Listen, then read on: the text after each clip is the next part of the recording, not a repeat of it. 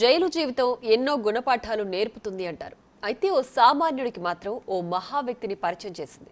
అప్పుడు ఆ సామాన్యుడికి తెలుసో తెలీదో జైలులో తాను సేవలు చేసింది కాబోయే రాష్ట్ర ముఖ్యమంత్రి కని. అయితే జైల్లో సేవలు చేయించుకున్న అప్పటి ఓ సామాన్య రాజకీయ నాయకుడు ఇప్పటి సీఎం రేవంత్ రెడ్డి మాత్రం ఆయనను మర్చిపోలేదు. ఇటీవల తన జైలు జీవితం గుర్తు చేసుకుంటూ చర్లపల్లి జైలులో తనకు సేవలు చేసిన తరి నాగయ్య గురించి చెప్పారు సీఎం రేవంత్ రెడ్డి. ఇంతకీ ఈ తరి నాగయ్య ఎవరు, ఆయన అంతరంగం ఏంటి? బిగ్ టీవీ కండక్ట్ చేసిన ప్రత్యేక ఇంటర్వ్యూలో తరి నాగయ్య అంతరంగాన్ని ఇప్పుడు చూద్దాం. Welcome to Big TV. మీకు ఒక స్పెషల్ గెస్ట్ని పరిచయం చేయబోతున్నాను. ఆ వ్యక్తి ఈ మధ్య సోషల్ మీడియాలో ఎక్కువ వైరల్ అయిన వ్యక్తి. ఆ వ్యక్తి ముఖ్యమంత్రిని కూడా కలిసిన తర్వాతనే నెట్టింట్లో తన ఫోటోతో ఎక్కువ వైరల్ కూడా చేసిన పరిస్థితి. ఆ వ్యక్తి ముఖ్యమంత్రిని ఎందుకు కలిశాడు, ముఖ్యమంత్రి ఆ వ్యక్తికి ఎలా పరిచయం?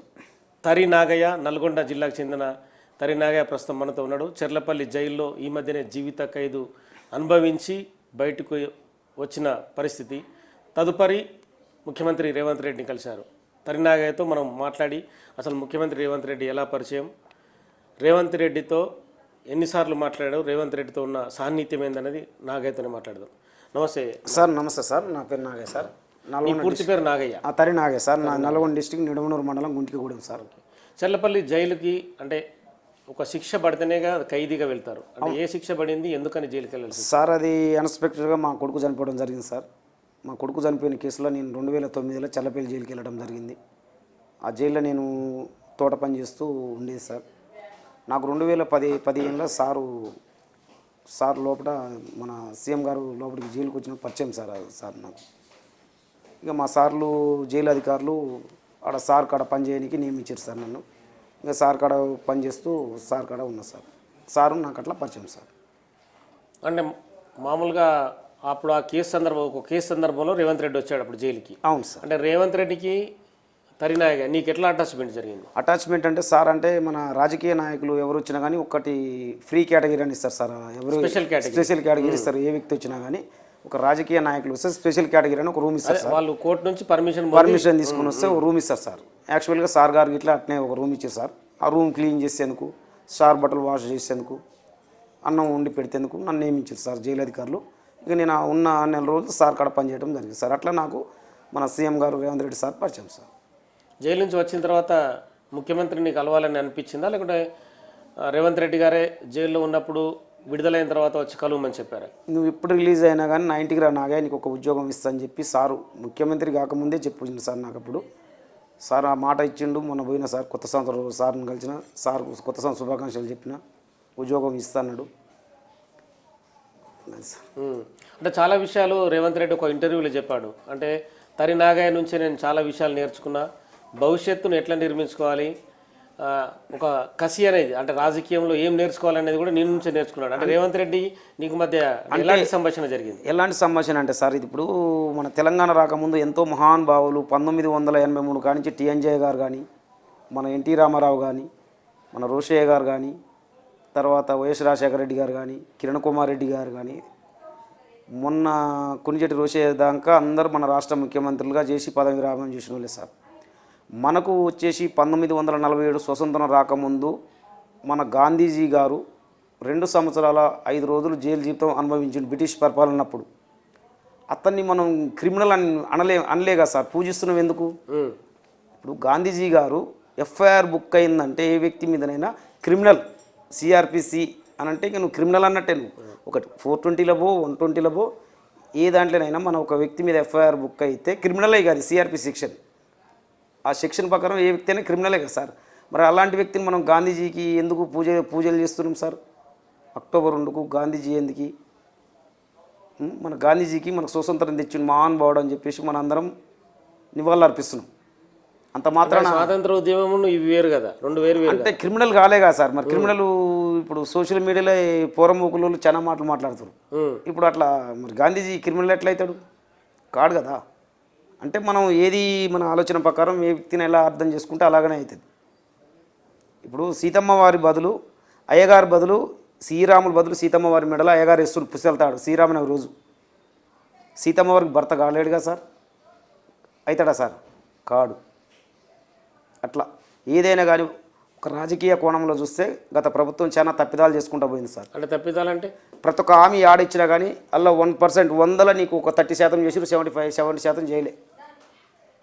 ఎంతమంది ఖైదీలు ఉంటారు చెర్లపల్లిలో? చెర్లపల్లి జైల్లో సార్ నేను 2009 కానించి నేను 2000 మొన్నటి దాకా సార్ అప్పుడు మేము ఉన్నప్పుడు 1200 మంది 1100 మంది. ఇప్పుడు క్రైమ్ తగ్గింది సార్. వాళ్ళంతా జీవిత ఖైదీలా నార్మల్గా? అంటే ఇప్పుడు జీవిత ఖైదీలు కుట్టారు కానీ ఎవరు కావాలని చేసి జైల్లోకి వచ్చేటోళ్ళు లేరు సార్, చాలా తక్కువ. అంటే పల్లెటూళ్ళల్లో ఇంతేదో మందు తాగి భార్య భర్తలు లొల్లి పెట్టుకొని అన్ఎక్స్పెక్టెడ్ భార్య పోయి చనిపోవటం, అత్తగారు నా బిడ్డ ఇట్లా చనిపోవటం నువ్వే కారణం అని చెప్పి భర్త మీద అల్లుడి మీద అంటే వాళ్ళకి అవగాహన లేక కేసు పెట్టడం, అతని ఫ్యామిలీని ఆగం చేస్తున్నాం అని చెప్పి కూడా కొంతమంది ఆలోచించకపోవడం, అలాంటి సంఘటనలు ఎక్కువ కేసులు అవుతున్నాయి సార్. అంతేగాని ఎవడు కావాలని చెప్పేసి ఉద్దేశపూర్వకంగా చేసి మర్డర్లు చేసి జైలుకు పోయి జైలు ఆరంభించాలి ఎవరు కోరుకోరు సార్. అది ఎవరు కోరుకునే ప్లేస్ కాదు అది.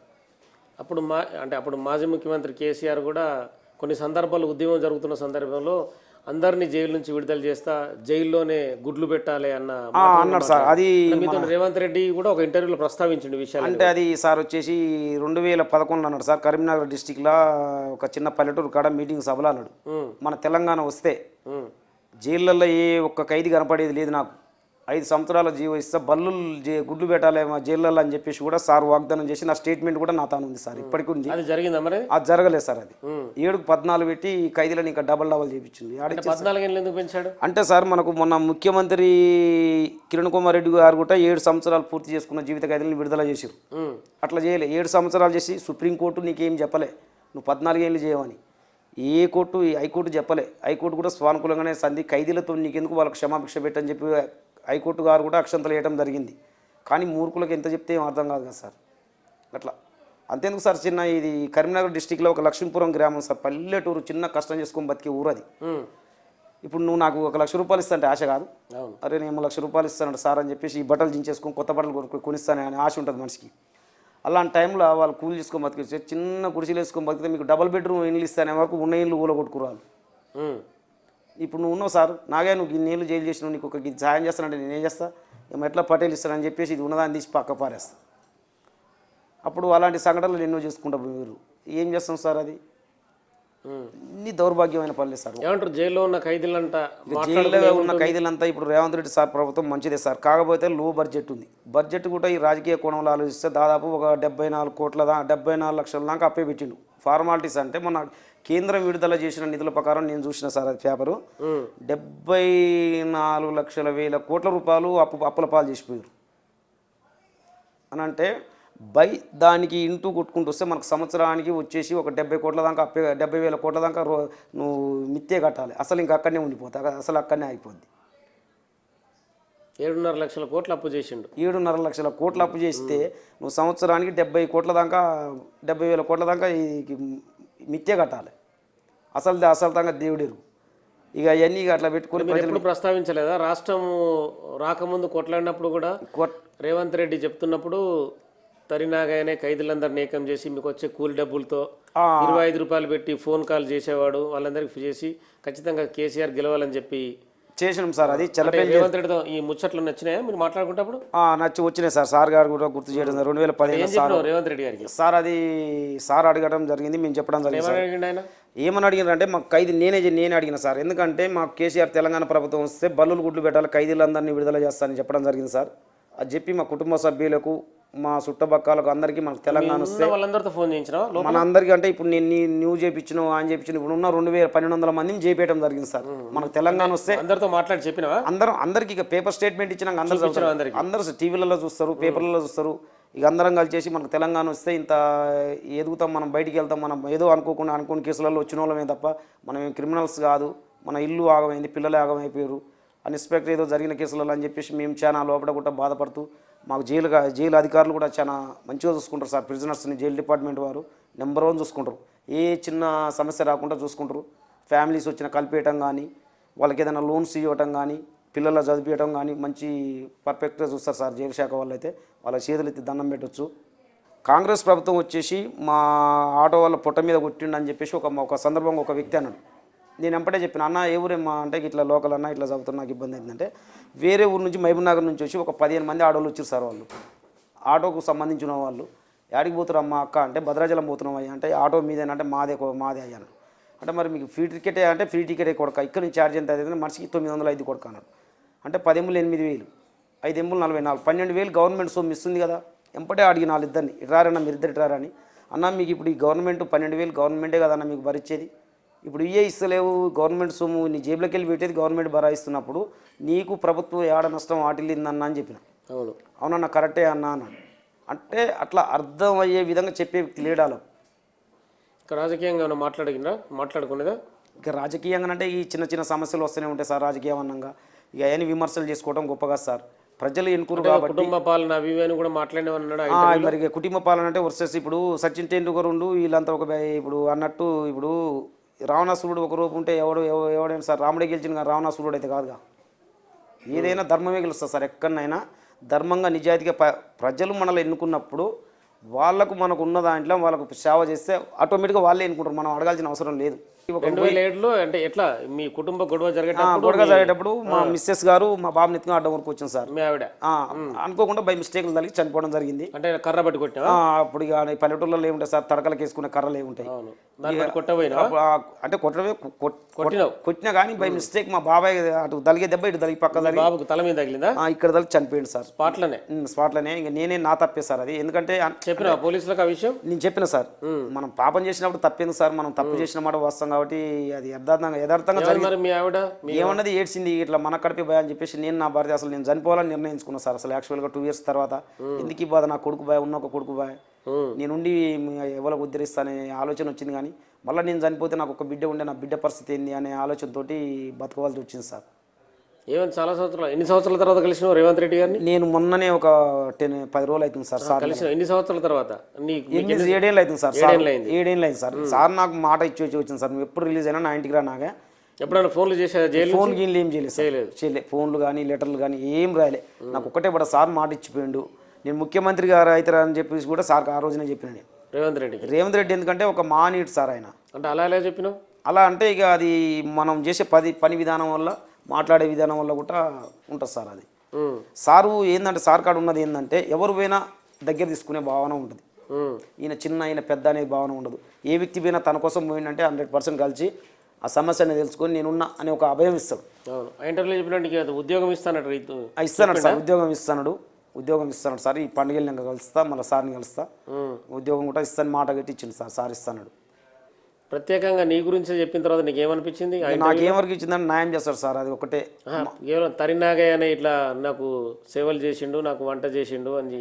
స్పెషల్ కేటగిరీ కింద చెప్పిండు కదా ఆ ఇంటర్వ్యూలో చెప్పిండు సార్ చెప్పడం జరిగింది సార్ చెప్పడం కూడా జరిగింది ఇక నేను కూడా చాలా సంతోషపడ్డా నా గురించి ఈ రోజులల్లో ఇప్పుడు ఎక్కడికైనా మనం ఒక 10 రోజులు ఎక్కడికైనా ఒక కలిసిపోతేనే గుర్తుపెట్టుకుని రోజులు ఇవి అలాంటి వ్యక్తి గుర్తుపెట్టుకుని నన్ను పిలిపించుకోవడం కలవడం అనేది చాలా హర్షదగ్గ విషయం సార్ మా ప్రజలు కూడా మా ఊరు మా చుట్టుపక్కల గ్రామాల వాళ్ళు కూడా ఒక ముఖ్యమంత్రి గారు అంత హోదాలో ఉండి కూడా ఒక సామాన్యుడిని ఇది చేసి పిలిపించుకొని మాట్లాడడం కూడా చాలా గొప్పదగ్గ విజయం మన టీఎన్జే గారిని అప్పుడు అంటే మన తొలి ముఖ్యమంత్రి టీఎన్జే ఎన్టీ రామారావు కంటే ముందు టీఎన్జే సారే ముఖ్యమంత్రి ఆయన 3 సంవత్సరాలు చేసి వదిలిపెట్టిండు ఖైదీలని 3 సంవత్సరాలు చేసి వదిలిపెట్టిండు అడిగినా మన ముఖ్యమంత్రి గారికి చెప్పినావా ఖైదీల బాధలన్నీ మేమేం తెలియదు సార్ కళ్ళారా చూసింది కదా సార్ లోపల ఏ విధంగా ఉంటుంది అనేది మళ్ళీ కూడా కలిసిన సందర్భంలో ఇక నేను ఏం మాట్లాడలేదు సార్ ఒక 10 నిమిషాలు మళ్ళీ కలిసిన సందర్భంలో చెప్తావా ఇక మళ్ళీ కలిస్తే చెప్తా కానీ సార్ మొన్న ఇక ఏదో 10 నిమిషాలు అవకాశం ఇచ్చారు సార్ ఆశీర్వాదం తీసుకొని కొత్త సంవత్సరం అని చెప్పి వెళ్ళిపోయింది సంభాషణ జరిగిందా మాట్లాడుకోవడం బాగున్నావా నాగయ్య బాగున్నావు నాగయ్య అన్నాడు నీకు ఉద్యోగం ఇస్తా మళ్ళీ రా నాగయ్య అన్నాడు మాట ఇచ్చిండు పోయినా